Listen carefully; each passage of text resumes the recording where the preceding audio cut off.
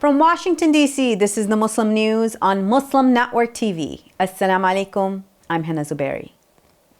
Our top story tonight. Israeli forces have reportedly conducted 6 massacres in Gaza, killing at least 79 Palestinians and injuring 86 others in the last 24 hours, according to the Palestinian Health Ministry. Strikes on a school in Nusayrat camp killed 3 people and injured many. The Israeli military says its operations targeted 50 locations, allegedly hitting Hamas launch sites and tunnels. Amid concerns of an Israeli ground invasion in the southern Rafah region, Israel deployed 2 combat brigades from northern Israel to Gaza. An Israeli infantry brigade typically consists of 2,000 to 5,000 soldiers. Gaza's Civil Defense Agency as well has revealed the discovery of at least 340 bodies so far in a mass grave at Nasser Medical Complex in Khan Yunis, Gaza. Meanwhile, in the West Bank, violence escalates, with at least 482 Palestinians killed since the war on Gaza began 200 days ago. More than 700,000 Jewish settlers live in the West Bank and occupied East Jerusalem. Earlier this month, Human Rights Watch reported that violent Israeli settler attacks in the West Bank have displaced people from 20 communities and have entirely uprooted at least 7 communities since October 7th. It also said Israeli settlers have assaulted, tortured, and committed sexual violence against Palestinians. The watchdog organization adds that settlers have also stolen Palestinian belongings and livestock, threatening to kill them if they did not leave permanently, and destroyed their homes and schools under the cover of the ongoing hostilities in Gaza. Meanwhile, Israeli fighter jets and artillery forces carried out a wave of strikes against dozens of Hezbollah targets, allegedly, in southern Lebanon. According to the Israeli army, some 40 targets in the Lebanese village of Aita Ashab were hit by aircraft and artillery shelling within several minutes. At least 34,262 Palestinians have been killed and 77,229 wounded in Israel's war on Gaza since October the 7th. The death toll in Israel from Hamas's October 7th attacks stands at 1,139, with dozens still held prisoners in Gaza. Israeli settlers breached the Al-Aqsa Mosque complex in occupied East Jerusalem on Tuesday for the Jewish Passover holiday. Passover marks the Israelites' liberation from Egypt. Witnesses noticed heavy Israeli troop presence facilitating the settlers' entry while restricting Palestinians. Notably, right-wing Rabbi Yehuda Glick was amongst the intruders. Tensions escalated amidst Israel's war on Gaza. Al-Aqsa Mosque, sacred to Muslims, is contested by Jews who refer to it as the Temple Mount. Israeli settlers routinely have entered the mosque under Israeli security protection, as Palestinian Muslims have been barred or restricted from entry into Islam's 3rd holiest site. Israel's occupation of East Jerusalem since 1967 remains unrecognized internationally. Pro-Palestinian protests are spreading across U.S. university campuses, with students rallying against Israel's war in Palestine, as well as university ties to companies that support it. Led mainly by college-age demonstrators, the protests have sparked debates on free speech and safety, amid concerns of rising anti-Semitism and Islamophobia. Police interventions have occurred from New York to California, escalating tensions. Negotiations and disciplinary actions are ongoing at various campuses. Recent incidents include the arrest of nearly 50 protesters at Yale University, 20 at UT Austin, and tensions at Columbia University, where a deal was reached to remove protest tents. At California State Polytechnic University, students occupied a building, while 300 students at Stanford University staged a solidarity walkout. Students at Northwestern University, Ohio State University, the University of North Carolina at Chapel Hill, Temple, Princeton, University of Maryland, and others have held walkouts, sit-ins, and rallies in support of Columbia University students after their arrest and primarily against the genocide in Gaza. According to the Washington Post, Columbia University sent an email to staff and students requiring many classes at its Morningside main campus to be hybrid. Civil liberty group Foundation for Individual Rights and Expression has urged universities to protect peaceful protests while swiftly addressing violence. Observers say these solidarity movements amplify discussions on campus activism and university responses to geopolitical conflicts. Student editorial boards across the country are speaking out against college officials' actions directed at pro-Palestinian protests.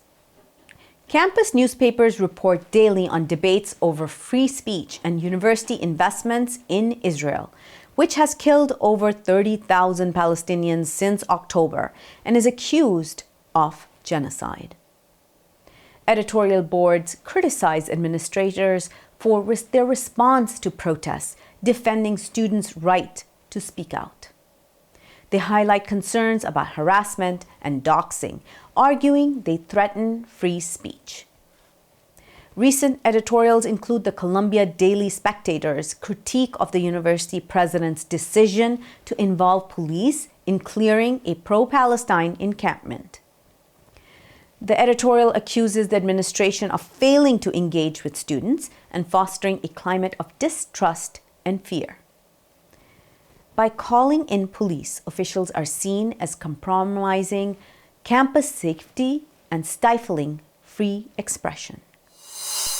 Columbia University votes overwhelmingly for divestment from Israel. Details come after the break. Stay tuned and we'll be right back.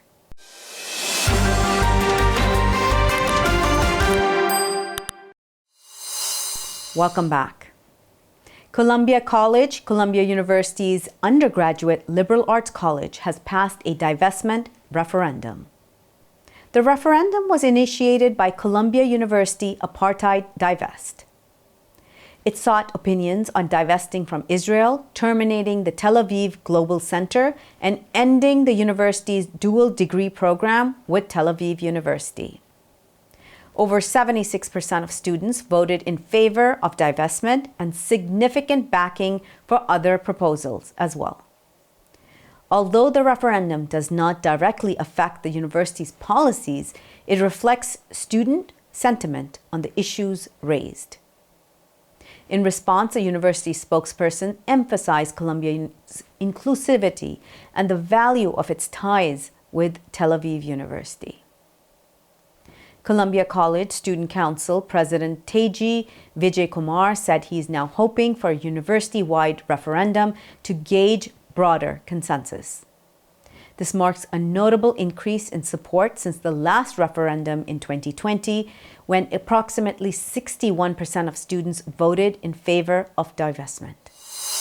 The Wisconsin Coalition of Justice in Palestine condemned the vandalism of a memorial at Marquette University 2 weeks ago, honoring Palestinians killed in Gaza.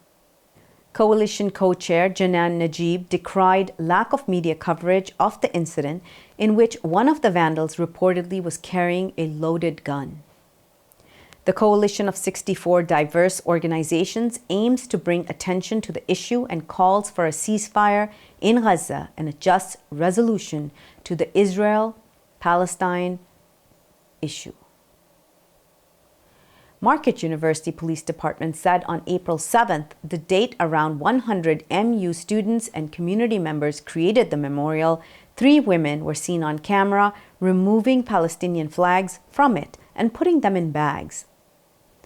Police say that the women were not affiliated with the school and that one of them had a loaded, concealed gun with her when she was taken into custody. The three women were part of a group called Run for Their Lives that seeks to draw attention to the Israeli and foreign hostages taken on October 7th by Hamas. President Joe Biden has signed into law a combined $95 billion foreign aid package allocating $61 billion for Ukraine and $26 billion for Israel. The bill includes a provision potentially banning TikTok from American app stores unless its parent company, ByteDance, sells the platform within 9 months. Bipartisan support for the funding saw 46 Democrats, 31 Republicans, and 2 independents in favor, while 2 Democrats, 15 Republicans, and 1 independent opposed it. Notably, GOP Senators Rand Paul, Tim Scott, and Tommy Tuberville abstained from voting. Senator Bernie Sanders' amendments aiming to restrict aid to Israel and lift the ban on funding for the UN agency aiding Palestinians was unsuccessful. Summerlee, a prominent member of progressive lawmakers dubbed the Squad, overwhelmingly won the Democratic primary for Pennsylvania's 12th congressional district. Defeating opponent Bhavani Patel, who was supported by Republican mega donor Jeffrey Yass, Lee reiterated her call for a Gaza ceasefire. Patel was seen as allied with Israeli Prime Minister Benjamin Netanyahu and Hindutva. Her campaign aimed to court Republican and pro-Israel voters, labeling Lee as a fringe candidate. Lee's victory, with more than 95% of the vote tallied, surpasses Patel by more than 20 points. Expressing gratitude for the support, Lee emphasized her commitment to defending democracy, fundamental rights, and marginalized communities. She condemned the influence of right-wing interests and Republican billionaires in targeting Black and brown Democrats in primaries. In a Manhattan court, former President Donald Trump faces testimony implicating him in hush money payments made before the 2016 election. David Pecker, former National Enquirer's publisher, detailed his involvement as a prosecution witness. He revealed discussions with Trump and Michael Cohen about aiding the campaign. Pecker admitted to running positive Trump stories and negative ones about opponents, positioning himself as the campaign's eyes and ears. Meanwhile, arguments ensuing over Trump's alleged violation of a gag order, with his lawyer defending social media reposts as political discourse. Prosecutors allege Pecker coordinated efforts to suppress damaging information, including payments to Karen McDougal, and suppressing stories like that of Stormy Daniels. The trial continues Thursday, shedding light on Trump's campaign strategies and legal battles. A U.S. report reveals the plight of Rohingya Muslims in Burma's Rakhine state, labeling it as ethnic cleansing carried out by Burmese forces and local vigilantes in 2023. Despite more than 1 million Rohingya refugees living in Bangladesh since 2017, many remain stateless within Burma, facing severe discrimination. The report details ongoing atrocities, including extrajudicial killings, disappearances, and widespread violence against Rohingya civilians, prompting more than 655,000 to flee to Bangladesh by December. It also highlights the continued oppression of Uyghur Muslims in East Turkestan, with more than 1.8 million reportedly detained in mass arbitrary detention camps. Despite Chinese government claims of closing camps and providing vocational training, the report emphasizes the persistence of genocide and crimes against Uyghurs and other ethnic minorities. The 2023 Human Rights Country Report for China says genocide against mostly Muslim Uyghur in the far western region continues to be used with forced disappearances. Senate Majority Leader Chuck Schumer has cautioned Pakistan against harming opposition leader Imran Khan. The former Prime Minister remains in jail facing various charges. Schumer's warning conveyed to Pakistan's ambassador followed concerns of potential harm to the former head of state. Schumer's concern underscores growing international scrutiny over Khan's detention on allegedly politically motivated corruption charges. Mohammad Munir Khan, a Pakistani-American activist, hailed Schumer's intervention as crucial, highlighting the Pakistani diaspora's disappointment with Washington's perceived inaction on human rights abuses in the country. Khan was removed from power in an April 2022 no-confidence vote orchestrated by the country's most powerful military establishment. It is believed to have been encouraged by the U.S. Since then, Khan's party, Pakistan Tehreek-e-Insaf, has faced a brutal repression that has raised international alarms and has been denounced by human rights groups. That's all from our Washington, D.C. studios tonight. Thank you for tuning in. You can subscribe to our YouTube channel or hit the bell icon for the latest updates. Your support is needed more than ever to continue our mission of providing informative, educational, and inspiring content to Muslims in North America and around the world. Please scan the QR code on our broadcast or visit Muslim Network TV/donate. For more content, keep watching Muslim Network TV or visit muslimnetwork.tv. Assalamu alaikum and good night.